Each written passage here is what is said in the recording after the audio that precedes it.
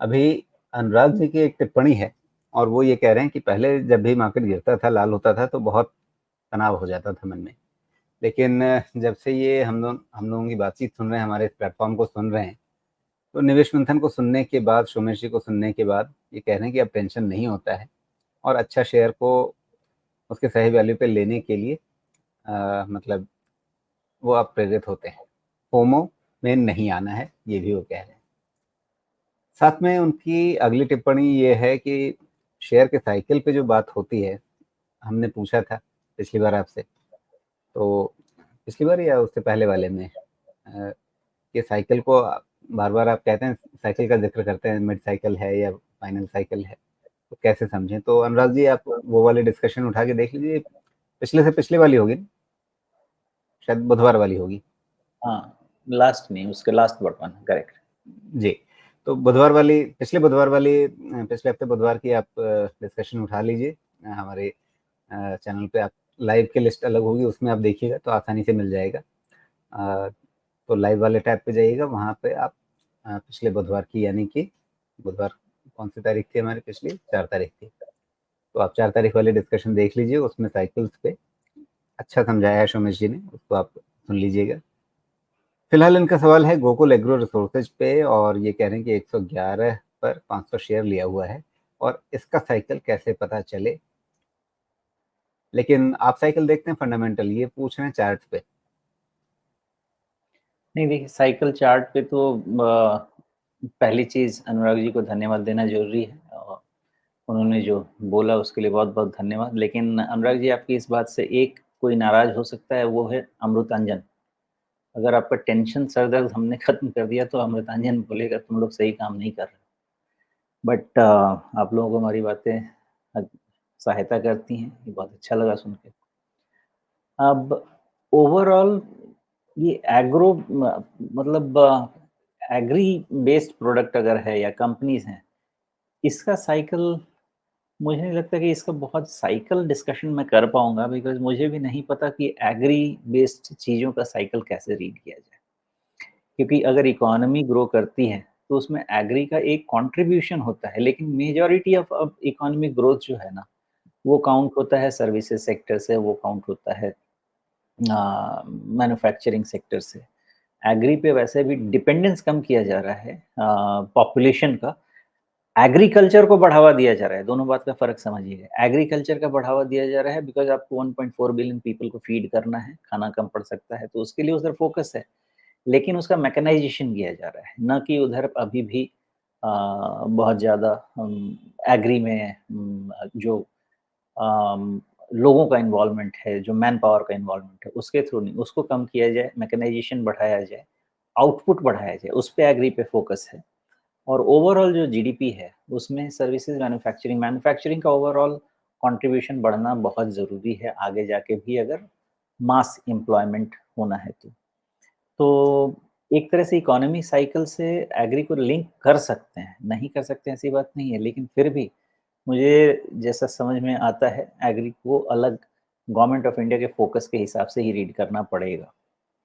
तो अब एग्रीकल्चर में किस तरह की चीज़ें ठीक कर सकती हैं? अब एग्रीकल्चर में मेरी अपनी समझ कहती है कि जो चीज़ों को मैकेनाइज़ कर सके, जो मशीनरी एग्री मशीनरी प्रोवाइड कर सके, या फिर आप समझें कि अ, कहीं पे भी एग्रीकल्चर फील्ड है, तो वहाँ पे आपको पानी की ज़रूरत होती है। हर जगह पानी होता नहीं है, आप पानी पहुँचाते हैं, उसके लिए कई लोग ऐसे प्रोडक्ट लाते हैं जो आप आर्टिफ़िशियल पॉन्ड बना सकते हैं। उसके लिए आपके पास बहुत बड़े-बड़े वो प्लास्टिक शीट्स आते हैं, जिसको आप पॉन्ड बना के वहाँ पे पानी स्टोर कर सकते हैं। बहुत सारी चीज़ें बनाते हैं लोग। तो उस हिसाब से अब जो इनोवेटिव प्रोडक्ट्स में रहेंगे, उनको ज़्यादा फ़ायदा होगा। ये कंपनी मुझे नहीं मालूम है, और वैसे भी एग्री सेक्टर में इन्वेस्टमेंट के हिसाब से या ट्रेडिंग के हिसाब से भी ट्रैक नहीं करता हूँ, नीड बेसिस ही ट्रैक करता हूँ। कभी-कभी मैं ड्रिप इरिगेशन वाले कंपनीज़ को ट्रैक करता था। अब गोकुल एग्रो रिसोर्सेज़, ये फ़िलहाल देख के तो आप साइकिल मुझे पूछेंगे तो मुझे लग रहा है कि जिस तरह का इसका रन है, जो प्राइस वॉल्यूम है, इसमें काफ़ी सारा अभी रन बचा होना चाहिए। लेकिन फ़िलहाल यहाँ से ये रिस्क ज़ोन में ज़रूर जा रहा है। यहाँ पे मेरी समझ यही कहती है कि थोड़ी सावधानी रखनी चाहिए। क्लोज़ है करीब-करीब 263-64 का, 230 के आसपास सपोर्ट है। करेक्शन हो सकता है, करेक्शन आज के लो के नीचे ही शुरू होगा और 2 सितंबर के लो के नीचे एक्सेंचुएट होगा। आज के लो के नीचे करेक्शन शुरू होगा, 2 सितंबर के लो के नीचे एक्सेंचुएट होगा। सपोर्ट 230 के आसपास फर्दर जो स्ट्रॉन्ग वाला है वो बन के आएगा। ये 3 पॉइंट अगर सँभल जाते हैं तो इसमें फिर से एक रिन्यूड बाइंग इंटरेस्ट आ सकता है, जो कि अभी के हाई को निकालने में हेल्प कर सकता है। ये कंडीशंस हैं इसके। बाकी लंबा वाला साइकिल उसके लिए फंडामेंटल समझिए, यहाँ से मुझे नहीं पता। जी, लेकिन जितनी बड़ी चाल इसमें आई है, अब ये देखिए पहले का छोड़ देता हूँ लेकिन अभी भी मतलब 95-96 से बढ़ के ये यहाँ पे 264 पे है, तो ये लगभग 3 गुना ये हो गया कुछ महीनों के अंदर। मतलब इतनी चाल तो डराने वाली है, खड़ी दीवार। हाँ, राइज़ इसमें ज़्यादा है, लेकिन आप इसके 3 क्वार्टर का रिज़ल्ट देखें, सेल्स में बहुत बड़ा सीएजीआर है क्वार्टरली बेसिस पे। उसी के कारण से स्टॉक्स की जो वैल्यूएशन प्रीमियम है, वो इनको मिलने लगा है। हालाँकि बहुत लो मार्जिन बिज़नेस है, बहुत लो मार्जिन बिज़नेस है, वेफर थिन मार्जिन है। इसमें बहुत ज़्यादा हाई वैल्यूएशन मिलना तो नहीं चाहिए, फिर भी अभी 25 टाइम के आस-पास मिल रहा है। आई हैव नो आइडिया, लेकिन थोड़ा भी ब्रेक लगा ये ग्रोथ पे, तो गिरेगा धड़ाम से। तो मेन देखिए सेल्स ग्रोथ 50%, जी, 25%, 50% ये सब रहता है कि बिल्कुल। तो यहाँ पे मसला यही है कि काफ़ी चल चुका है, हाई रिस्क ज़ोन शोमेश कह रहे हैं इसे, तो उसका आप ज़रूर ध्यान रखिए और उसके हिसाब से आप अपना कुछ भी फैसला लीजिए, सोच समझ कर के लीजिए। ख़ैर, इनके पास एक 111 पे है, तो वापस आप कहेंगे कि भई मैं अपने व्यू को प्राइस से मतलब उनकी पोज़ीशन से इम्पैक्टेड नहीं होने देना चाहूँगा, लेकिन फिर भी भई जिसका सवाल है उसके मन में तो असर होगा ही ना, उसके मन में दोनों बातें होंगी, पैसा बन रहा है तो और बनने देते हैं, पैसा बन चुका है, निकाल लेते हैं, दोनों तरह के लालच होंगे। डर भी होगा कि अभी जितना पैसा बन रहा है वो भाव घट गया तो गिर जाएगा, तो हम जो हाथ में आया हुआ पैसा दिख रहा है वो चला जाएगा। ट्रेंड यही कहता है कि 230 के पहले डरने की ज़रूरत नहीं है। अब आपको अगर डर है 260 से 230 रुपए वो डिफरेंस खोने का, तो फिर आप अकॉर्डिंगली फैसला कर सकते हैं। लेकिन डरने वाला लेवल 230 के पहले नहीं होना चाहिए। जी, 230 पे भी अनुराग जी आप अच्छे फ़ायदे पे बैठे होंगे, तो आप ये देख लीजिए कि आपको ये 10% मतलब 264 से अगर आप 230 मान लें तो 10% से कुछ ज़्यादा होगा।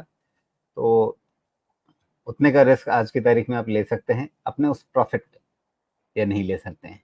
उतना प्रॉफ़िट छोड़ सकते हैं तो 230 का एक मन में हिसाब बना करके अलर्ट डाल करके छोड़ दीजिए और नहीं तो फिर वो 10% भी मतलब कम नहीं होता है, इतना तो अ, किसी के लिए मतलब 10% सोमेश जी के लिए शायद बहुत नहीं होता है, लेकिन बहुत सारे निवेशकों के लिए और ट्रेडर्स के लिए बहुत होता है। वो तो 1-2% में खुश हो जाते हैं। हाँ, खैर अपना-अपना तरीका है। मैं जहाँ तक समझता हूँ चूँकि एक टारगेट के हिसाब से कंपनी में रिस्क रिवार्ड के हिसाब से आगे बढ़ते हैं, जी, तो लार्ज कैप में 10% का रिटर्न कम नहीं होता है। लेकिन स्मॉल कैप में, मिड कैप में और ये गोकुल एग्रो कंपनी क्या है मुझे बिल्कुल पता ही नहीं है, इसलिए मैं उससे ज़्यादा बोल भी नहीं पाऊँगा। थोड़ा भी पता जी, रहता तो और आपको ज़रूर बताता। लेकिन अगर स्मॉल कैप है, तो स्मॉल कैप में रिस्क ही होता है 20-25% का, 30% का। तो अगर जी, उसे 50-60% भी नहीं कमाएँगे, तो फिर वो रिस्क रिवार्ड बैठेगा नहीं 1:2 में। जी।